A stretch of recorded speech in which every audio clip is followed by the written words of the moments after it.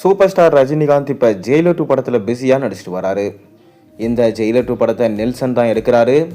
மேலும் இந்த ஜெயிலர் 2 படத்தில் சூப்பர் ஸ்டாரோட சேர்ந்து ரம்யா கிருஷ்ணன், யோகி பாபு, தமன்னா, சுனில், ரெடின் கின்ஸ்லி, மோகன்லால், சிவராஜ்குமார், ஜாக்கி ஷெராப், மேலும் பார்த்தீங்கன்னா சமீபத்தில் தான் இந்த படத்தில் எஸ்ஜே சூர்யா, சுராஜ் வெஞ்சமுடு, விஜய் சேதுபதி, ஷாருக் கான் போன்ற மிக முக்கியமான பிரபலங்கள் நடிக்கிறதா சொல்லப்படுது.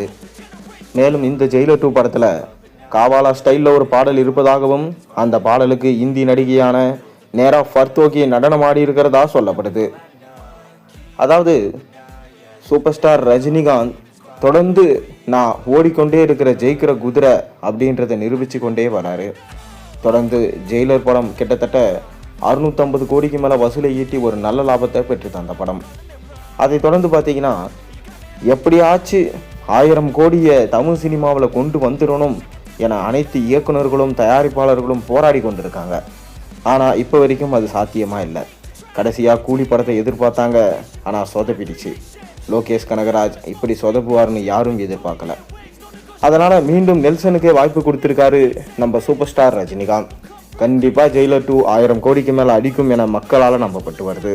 அதனால தான் இந்த படத்தில் ஷாருக் கான்மே பார்த்தீங்கன்னா ஒரு கேமியோ அப்பீரியன்ஸில் இந்த படத்தில் இருக்கார்.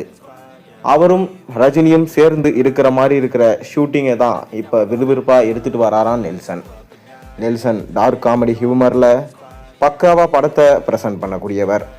இப்படி இருக்க கண்டிப்பாக இந்த படம் ஒர்க் அவுட் ஆகும் என சொல்லப்படுது. மேலும் இந்த படத்தில் சூப்பர் ஸ்டாரோட சேர்ந்து பாலையாவும் ஒரு முக்கியமான கேரக்டரில் நடிக்கிறதா சொல்லப்படுது. ஆனால் இது எந்தளவுக்கு உண்மைன்றது இன்னும் நமக்கு தெரிய வரலை. அஃபிஷியலாக நெல்சனே சொன்னால் தான் தெரியும்.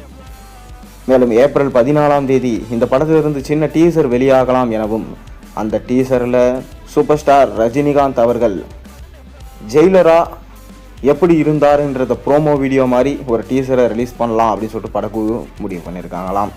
அதில் ஷாருக் கான் இருக்கிற மாதிரி இருக்கிற ப்ரோமோவாக இருக்கும் என சொல்லப்படுது. இதனால் ரசிகர்கள் இப்போவே ரொம்ப ஆரவாரத்தோடு இந்த டீசருக்காக வெயிட் பண்ணிட்டு இருக்காங்க.